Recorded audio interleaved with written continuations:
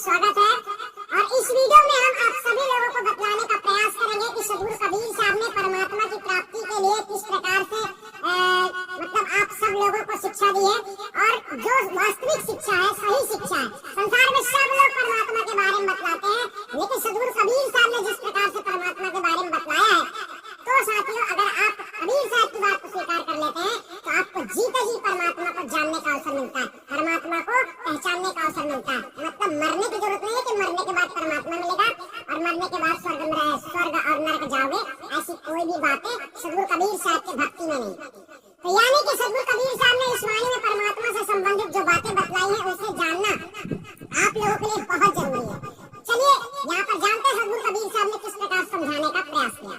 साहब ने यहाँ पर वाणियों में समझाया है, प्रीत उसी से कीजिए जो और निभावे, प्रीत उसी से कीजिए जो और निभावे, बिना प्रीत का मानवा कहूँ ठौर ना पावे। ठीक है समझना। साहब ने यहाँ पर कहा प्रीत उसी से। अभी इस संसार में झूठ बोलने वाले बहुत सारे लोग मिलते हैं, है ना, कपट रखने वाले बहुत सारे लोग होते हैं। कहने का तात्पर्य कि आप उनके सामने जाएंगे तो सामने से तुम्हारा आदर करेंगे और हो सकता है कि उनके मन के अंदर तुम्हारे अंतर्गत तुम्हारे लिए इनके मन के अंदर जो है तो गलत क्रियाएं चल रही हैं, ये गलत विचार कर रहे हैं। ऐसे ऐसे संसार में लोग होते हैं, यानी आप तो अच्छा समझते हैं सामने वाले को और अच्छा दिल से भी मानते हैं उसे, लेकिन सामने वाले तुमको केवल ऊपर से अच्छा समझते हैं, अंदर से वो खराब समझते हैं। कभी कभी ऐसा हो जाता है। तो ऐसे संसार में ज्यादातर लोग पाए जाते हैं। तो चलिए भक्ति मार्ग में साथियों आप लोग जो है गुरु की शरण में जाते हैं। सबसे बड़ी बात यहाँ पर आती है कि भक्ति मार्ग में जब आप परमात्मा की प्राप्ति के लिए भक्ति करते हैं तो गुरु की शरण तो लेंगे ही। तो यहाँ पर साहब कह रहे प्रीत उसी से कीजिए जो और निभावे, बिना प्रीत का मानवा कहूँ ठौर ना पावे। अब यहाँ पर समझने का मतलब ये है कि आप समस्त संसार के लोगों को जो गुरु बनाना पड़ता है, उस गुरु को बनाने का मकसद क्या होता है। आप सामने वाले व्यक्ति को सच्चा गुरु समझते हैं, परमात्मा समझते हैं और इसीलिए आप उस पर सर्वस्व न्यौछावर कर देते हैं, यानी गुरु को समर्पण हो जाते हैं, जीवन सौंप देते हैं, जैसा गुरु कहता है वैसा करते हैं। यानी गुरु के बताए मार्ग पर चलना ही गुरु समर्पण माना जाता है। तो अब आप तो गुरु से सच्चा प्रेम करते हैं, अच्छी बात है, लेकिन आपका गुरु आपसे सच्चा प्रेम नहीं कर रहा है। क्यों? क्योंकि गुरु के पास जो ज्ञान होता है वो ज्ञान आपको गुरु से लेना चाहिए और गुरु का काम है कि आत्मा परमात्मा का स्वरूप ज्ञान देकर तुम्हें सर्वत्र विकारों से मुक्ति देने का सारा संविधान समझाता है। अर्थात ऐसे कर्म बतलाता है, ऐसे सत्कर्म के राह पर आपको चलाता है कि आप कर्म तो करते हैं लेकिन आप अकर्मी माने जाते हैं। मतलब आप कभी भी आपको किसी भी प्रकार के कर्म का दोष नहीं लगता है और जब साथियों दोष लगता है तभी कोई प्राणी दंड का अधिकारी होता है। ठीक इसी तरह से आपको समझ लेना है कि जब आप सत्कर्म करेंगे तो आप निर्दोष माने जाएंगे, जब निर्दोष रहोगे तो आपको कोई भी बंधन में नहीं रखेगा, आप आजाद घूमते रहोगे। इसी प्रकार से सद्गुरु कबीर साहब ने समझाया। वैसे आप सबको पता होना चाहिए कि सद्गुरु कबीर साहब ने जो है तो मुक्ति का मार्ग दिया, मुक्ति के स्थान को ही परमात्मा की प्राप्ति का नाम दिया गया है। परमात्मा कोई अलग से शरीरधारी नहीं है कि वो कहीं बैठा है और तुम उसे बुला रहे हो, वो तुम्हें बचा लेगा या फिर तुम उधर जाकर परमात्मा के रोज दर्शन करोगे। ऐसा कोई परमात्मा संसार में नहीं। ऐसे देवी देवता हैं, योगेश्वर हैं, रिद्धि सिद्धियां हैं, ऐसा परमात्मा नहीं है। और परमात्मा हो सकता है जो सर्वत्र जगह में है, यानी 3 लोक 14 भुवन में परमात्मा समाया हुआ है।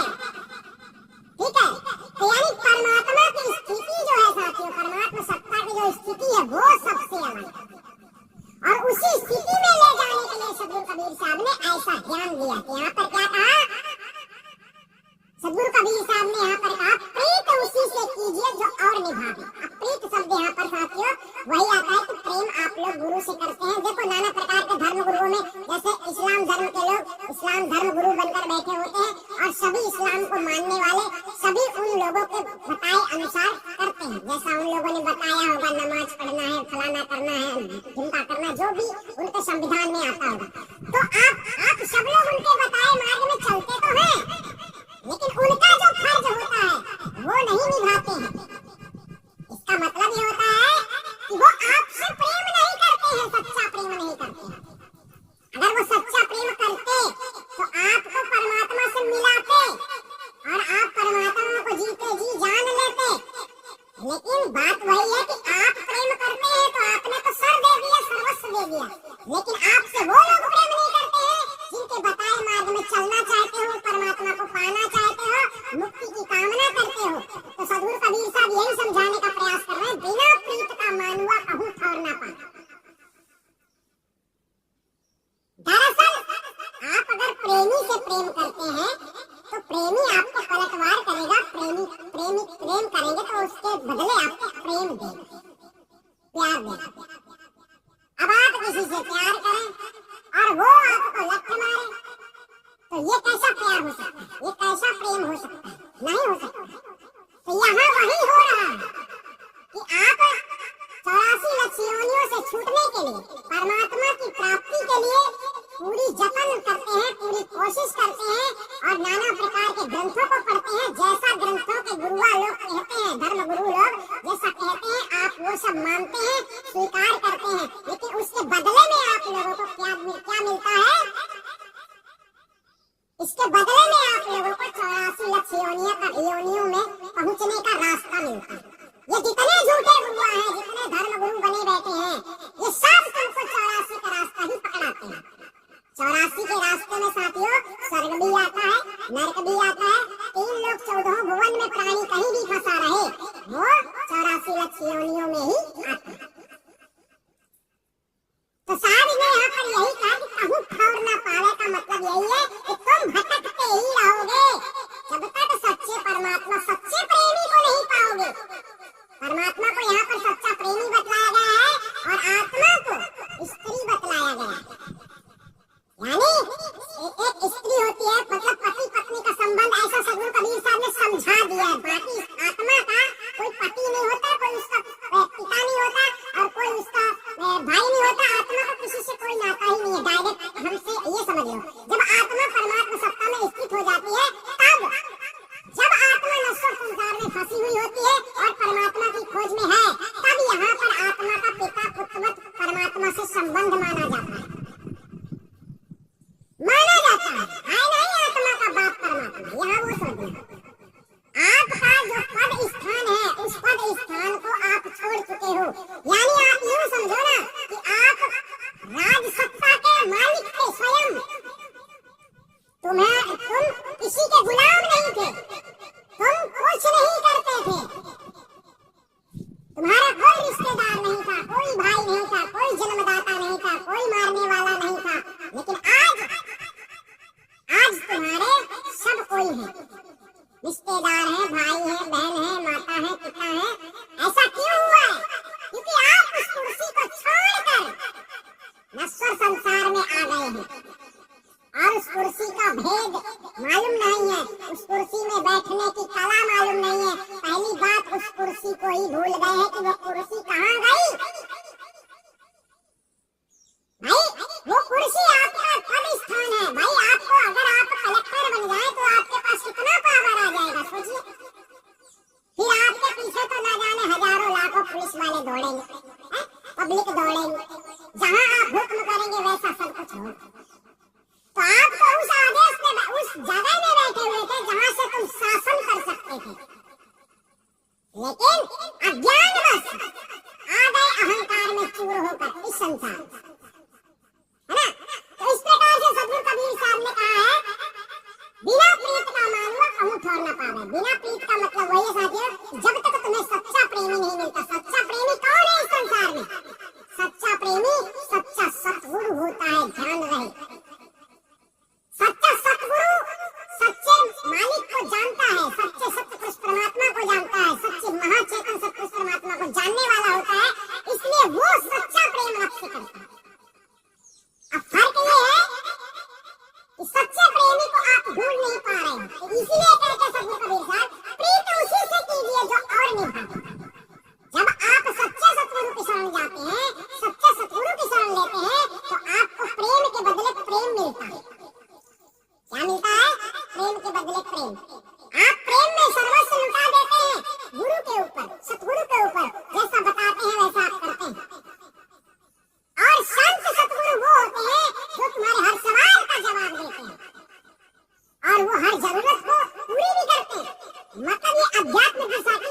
चाहिए, जो होना चाहिए उनके पास, गुरुओं के पास।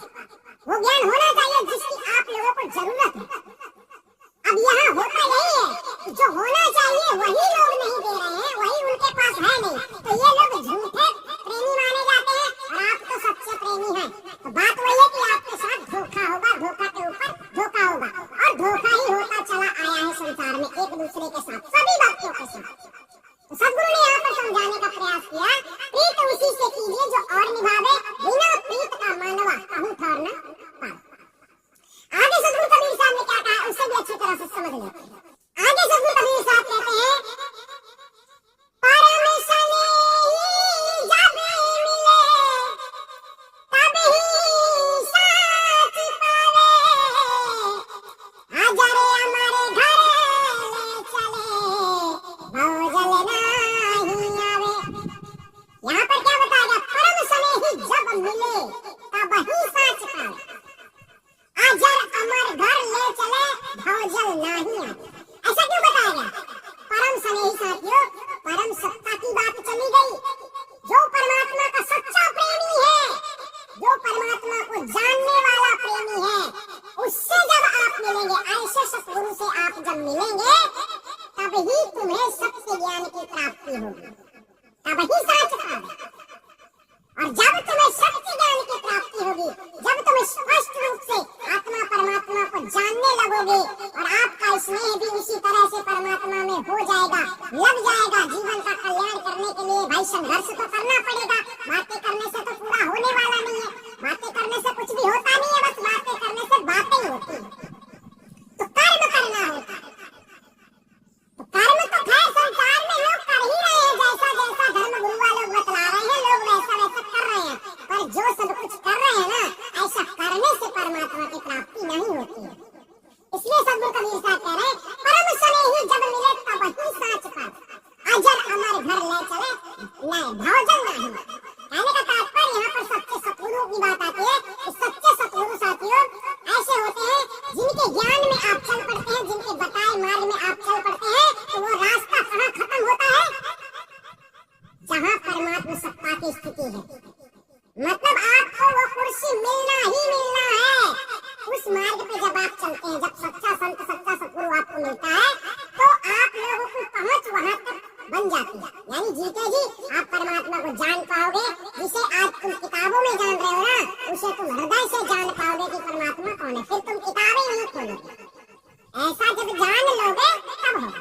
और नहीं जानोगे तो ये पन्ना पलटोगे, वो पन्ना पलटोगे, ये मंदिर झांकोगे, वो तीर्थ में जाओगे, वो मूर्ति रहलाओगे, पेड़ पौधों को पूजोगे, देवी देवताओं को डरोगे, नाना प्रकार की भ्रांतियां लेकर घूमते रहोगे और मर जाओगे। यानी सदगुरु कबीर साहब ने समझाने का प्रयास किया है कि परम स्नेही जब मिले तब ही साच पावे। यानी सच्चे आत्मा परमात्मा स्वरूप ज्ञान वाला संत जब आपको मिल जाता है, तभी आपको सत्य ज्ञान की प्राप्ति होती है। सत्य ज्ञान बोले तो सीधे हो गया आत्मा परमात्मा को जानने वाली क्रिया, तत्काल एक। यानी हम तो कहते 3 सेकंड 5 सेकंड के अंदर तुम आत्मा परमात्मा को जान सकते हो, पहचान सकते हो कि वो कौन है, कैसा है। ऐसा कब होगा? जब परम स्नेही सच्चा सतगुरु जब मिलेगा, तभी तुम्हें वो सत्य ज्ञान प्राप्त होगा। और सत्य ज्ञान जब तुम्हें प्राप्त होगा, सत्य मार्ग में जब तुम चलने लगोगे, तब तुम वहां पहुंचने के काबिल बनोगे। उस गद्दी में वापस तुम बैठने के काबिल हो जाओगे। किस गद्दी में? जिस गद्दी में वर्तमान में परमात्मा सत्ता बैठी हुई है, उस गद्दी के अधिकारी तुम भी हो जाओगे। यानी परमात्मा की भक्ति करने का मतलब ये नहीं है कि परमात्मा मुझे कुछ दे दे, सब तो दिया है, क्या चाहिए। परमात्मा की भक्ति करने का एक ही मतलब होता है, परमात्मा सत्ता में बैठना, उस जगह पर स्थायी होना। अब आप लोग ऐसा सोचते हैं कि परमात्मा ये दुनिया बेकार है, चलो परमात्मा वाली दुनिया में चलते हैं, वहाँ शायद कुछ सुख मिलेगा। वहाँ सुख दुख साच झूठ पाप पुण्य हानि लाभ जीवन मृत्यु कुछ नहीं होता है परमात्मा की वो दुनिया। अर्थात हमने बताया परमात्मा की प्राप्ति का दूसरा नाम ही मुक्ति माना जाता है, मोक्ष निर्वाण। तो ऐसा कब होगा? जब आपको सच्चा ज्ञान प्राप्त होगा, सत्य ज्ञान प्राप्त होगा। जब तक भागवत पढ़ोगे, कृष्ण का मंत्र पढ़ोगे,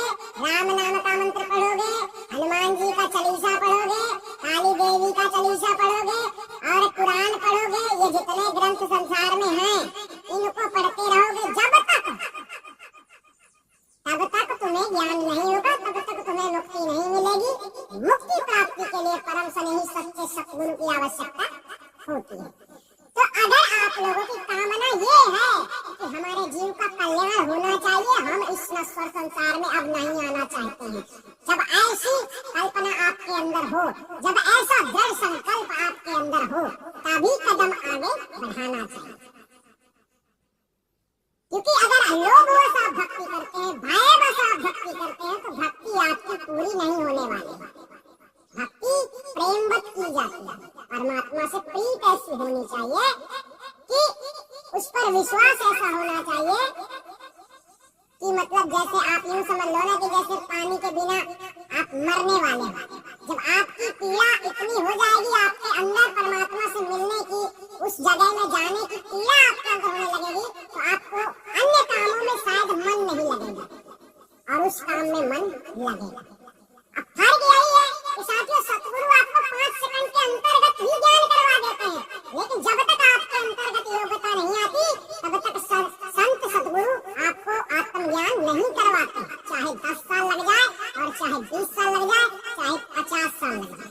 ये ध्यान में रखिए, क्योंकि ये जीवन का आखिरी मकसद पूरा करने के लिए परिश्रम करना पड़ सकता है। थोड़े से पैसे कमाने के लिए भी आदमी को परिश्रम करना पड़ता है। तो मुक्ति प्राप्त करने के लिए किताबें पढ़ते हो, किताबें पढ़ने से मुक्ति नहीं होती है, मंत्र पढ़ने से मुक्ति नहीं होती, ध्यान कपड़िया में करने, ये नौटंकी करने से मुक्ति नहीं होती। विकारों से मुक्त होने के लिए मंत्र नहीं पढ़ा जाता, आदतों की सुधार करनी पड़ती है, स्वभाव का सुधार करना पड़ता है, अपने आप के सर्वत्र इंद्रियों को काबू में रखना पड़ता है। इंद्रियों के वशीभूत होकर, अहंकार के वशीभूत होकर अनर्गल कर्म कांडों के करने से भक्ति नहीं होती। तो सतगुरु कबीर साहब ने यहाँ पर समझाने का प्रयास किया सर्वत्र परमात्मा के भक्तों को कि अगर परमात्मा की प्राप्ति करना चाहते हो तो ऐसे सच्चे संतों को ढूंढो, ऐसे सच्चे संतों की खोज करो जो परमात्मा को जानने वाले, परम स्नेही जमीन,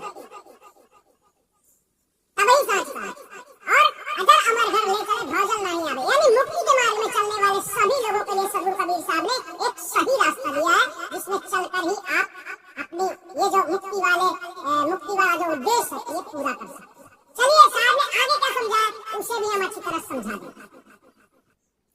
आगे सतगुरु कबीर साहब कहते हैं, ज्यों पानी दरिया का दूजा नहीं कहावे, हिल मिले हुए के रहे सदगुरु समझावे।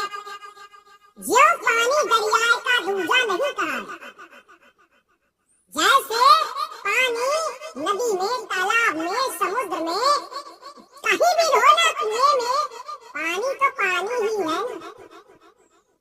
पानी में कोई मतभेद नहीं है, इंसानों में क्या कितना मतभेद है। जात पात में है सब इंसान, वो ब्राह्मण है, वो ठाकुर है, चौहान है, वो कलवा है, वो गलारी है, वो कोल है, आदमियों में कितना चल रहा है, सब आदमी ही तो है ना, इंसान ही तो है ना, ऐसा क्यों नहीं देखते हो। यहाँ पर साहब ने समझाया, ज्यों पानी दरिया का दूजा नहीं करता। हर इंसान के अंदर मन है, हर इंसान के अंदर जीव है, हर इंसान के अंदर खून है, हर इंसानों में बाल है, नाखून है, सब कुछ है। फिर अंतर क्या है? विचारों में अंतर है। तो विचारों को ही एक करने के लिए सतगुरु कबीर साहब ने कहा, एक जैसे सोचो ना, तब एक परमात्मा को समझोगे, एक परमात्मा को मानोगे। अरबों खरबों ग्रंथों को पढ़ते रहोगे तो अरबों खरबों प्रकार के परमात्मा को पहचानने की कोशिश करोगे, और अरबों खरबों परमात्मा है ही नहीं।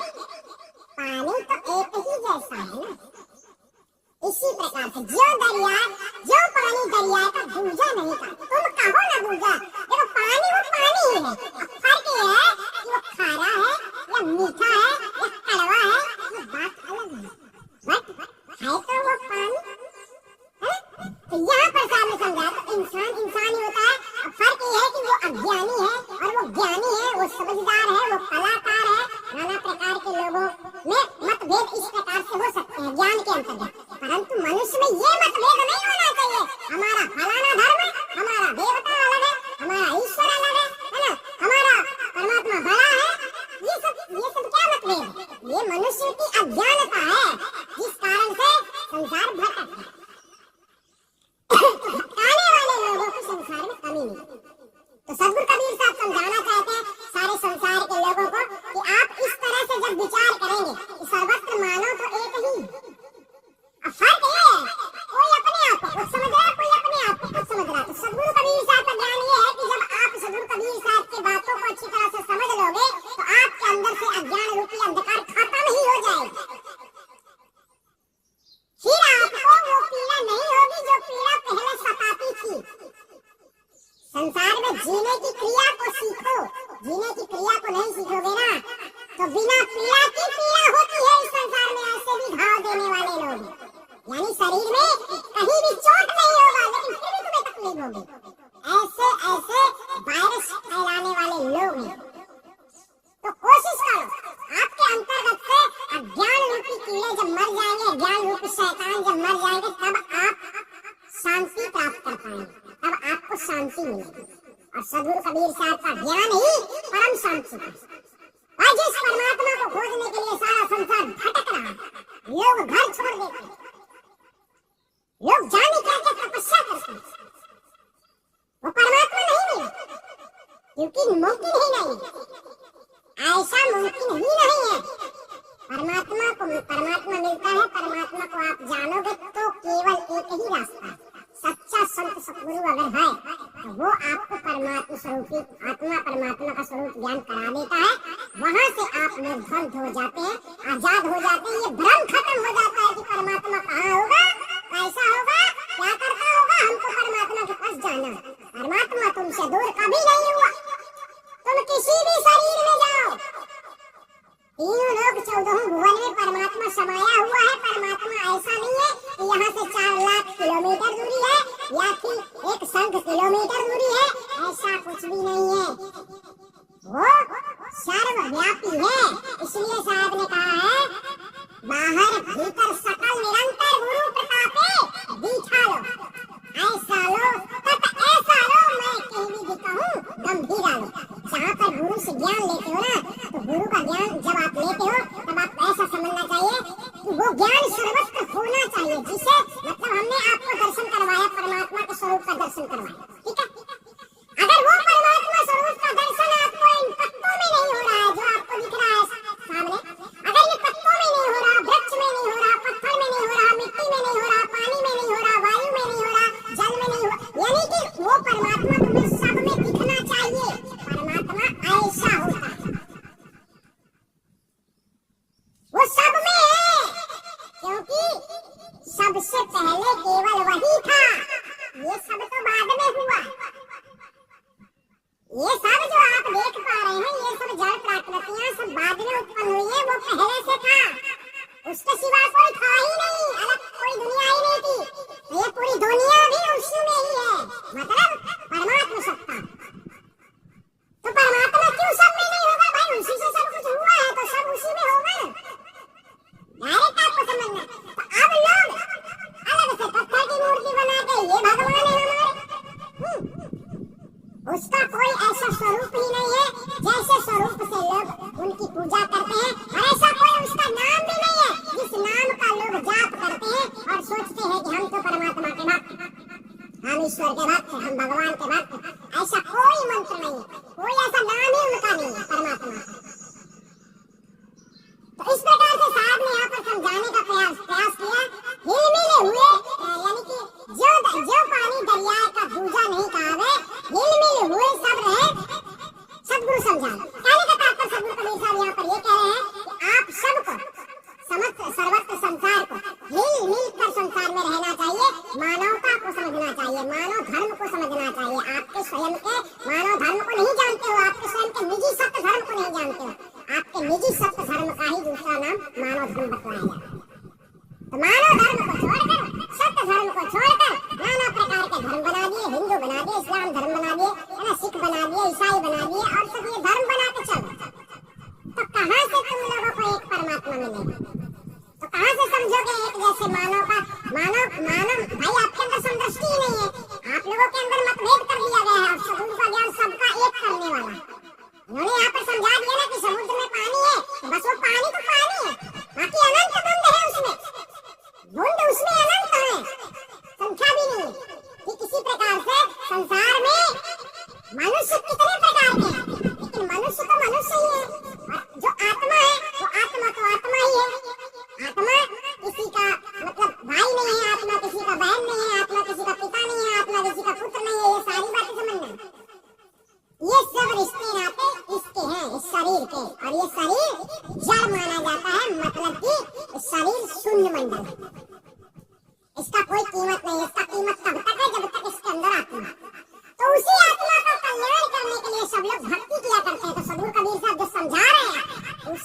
करना अनिवार्य है सारे भक्तों के लिए। तो चलिए सदगुरु कबीर साहब ने आगे क्या समझाया उसे भी अच्छी तरह से जान लेते हैं। आगे सदगुरु कबीर साहब कहते हैं, आपा मिटे साहेबे मिले बहुरे न जल आवे, कहाँ कबीर विचार के यह ज्ञान लखावे। आपा मिट साहब मिले बहुर न भजल आवे। साथियों, जब तक आत्मा यानी आपके अंदर जब तक अहंकार स्वरूप क्रियाएं आपके अंदर हैं, किसी भी चीज का अहंकार आपके अंदर नहीं होना चाहिए। आपा में अपने आप को परमात्मा में मिटा देने की कल्पना आपके अंदर होना चाहिए, दृढ़ संकल्प होना चाहिए। मतलब कहने का ये है, किसी के प्यार में दीवाने होकर उसके लिए मर मिटो, यहाँ ये बात आ रही है। ऐसी भक्ति सबके अंदर नहीं पाई जाती है, लोभ की भक्ति ज्यादा पाई जाती है। भाई आपके रास्ते आपको देखो, मतलब मिलिट्री का ट्रेनिंग दिया जाता है तो बड़े खतरनाक सिचुएशन से निकाला जाता है, लोग कठिनाइयों से इसमें कामयाबी हासिल करते हैं, मिलिट्री की जो ट्रेनिंग होती है। इसी प्रकार से भक्तों की जो ट्रेनिंग होती है ना, ये ट्रेनिंग इतनी खतरनाक होती है कि माया तुम्हें कहीं भी छल करने के लिए कोशिश करेगी, और उस छल बल में अगर वो कामयाब हो गई तो तुम फिर 84 में गिर जाओ। तो माया तुमसे छल तब नहीं कर पाएगी जब तुम सच्चे सतगुरु के शरण में होकर उनको जीवन न्योछावर कर दोगे। वो बोलेंगे ना बेटा ऐसा गलती नहीं करना तो तुम्हें नहीं करना, वो बोलते हैं कि ये करना है तो फिर तुम्हें करना ही है, मेरे से नहीं बनता है, मैं नहीं जानता हूँ, ऐसा नहीं बोलना है।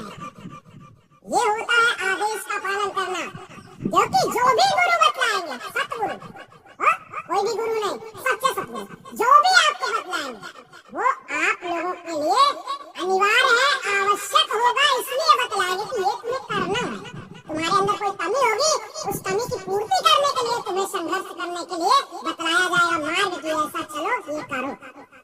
भाई आपको जरूरतें पड़ती हैं तो आप मेहनत भी करते हो, उस जरूरत की पूर्ति करने के लिए परिश्रम करते हो, है ना, बिना कहे करते हो। ठीक इसी प्रकार से सतगुरु जब कहता है तो तुम्हें करना ही पड़ेगा। फर्क ये तुम नहीं जानते, सतगुरु बतला देता है बेटा ऐसा कर, तो आपको करना है ना। तो यहाँ पर सतगुरु कबीर साहब ने समझाया कि आपा में एक साहब मिले बहुर न भजल आवे, कहाँ कबीर विचार के यह ज्ञान लखावे। जो सच्चा संत होता यह ज्ञान लखावे का मतलब साथियों आपको समझ लेना, जहाँ लखावे वाली बात आती है ये होता है आत्मा परमात्मा का ज्ञान स्वरूप समेत सर्वत्र जगत का संविधान। मतलब आप संसार कैसा चल रहा है उसको छोड़ दो, तुम्हें कैसा चलना है ये जानो, ये बताता है सतगुरु। सतगुरु ये नहीं बताता है कि 3 अगरबत्ती लगाना है, 3 टाइम की पूजा करना है, ये मंत्र को बड़बड़ाना है, मतलब जाप करना है, सुमिरन करना है ना, इस प्रकार की कंठी माला पहनना है, ऐसे कपड़े पहनना है, ऐसा चंदन लगाना है, ये हमारा इष्ट का निशानी है, ये सब नहीं करना है। आपको जैसा सतगुरु समझा रहे हैं उसी के अनुसार आपको चलना है, और आपका जीवन इसी रास्ते में चलते चलते चलते चलते साथियों आपके अंतर्गत वही चीज उत्पन्न हो जाएगी जिस चीज को तुम पाना चाहते हो। मतलब जीते जी मुक्ति का अनुभव आप करने लगोगे। यानी जब आपके अंदर से मरने का भय समाप्त हो जाएगा, अरे मरना तो है ही, उसका भय क्या रखना, मतलब ये शरीर तो छूटना ही है, छूट जाएगा, इसका डर मत करना।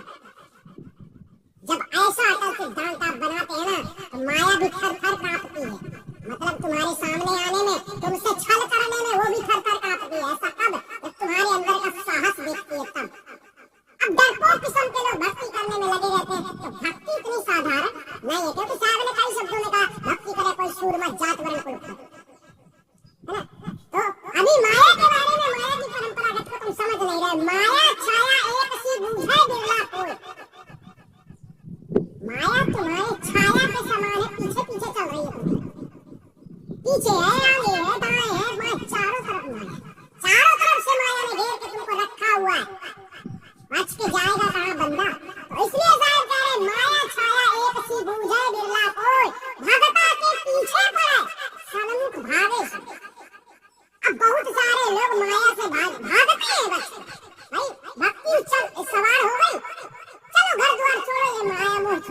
ये कोई माया का त्याग थोड़ा ही होता है, घर द्वार छोड़ दो और चले जाओ जंगल में तो माया से छूट गए। माया को समझना बहुत कठिन है। बताया गया है माया छाया एक सी भाई, माया और अपने शरीर की छाया वो तुम अपने से अलग कभी नहीं कर सकते जब तक जिंदा हो। ध्यान रखो, क्योंकि माया को शायद अभी तुम समझते नहीं हो, अगर जंगलों में भाग रहे हो माया से बच के, ऐसा नहीं है। सनम को भागे सोए इसलिए कहा जाता है, जो इससे डर के भागता है ना, माया से डर के भागता है ना, माया इसके पीछे पड़ जाती है, भक्तों के पीछे पड़ जाती है। और जो उसका सामना करने के लिए तैयार हो जाता है तो फिर माया खुद भागती है। यहाँ पर साहब ने इस प्रकार से बताया, सनम को भागे सोए। बात यही है कि जब तक तुम डर रहे हो, डरपोक हो, तो तुमको डराने वाले तो ये तो डराने में उनको मजा आता है, हम तो काम है ये डराना, है ना।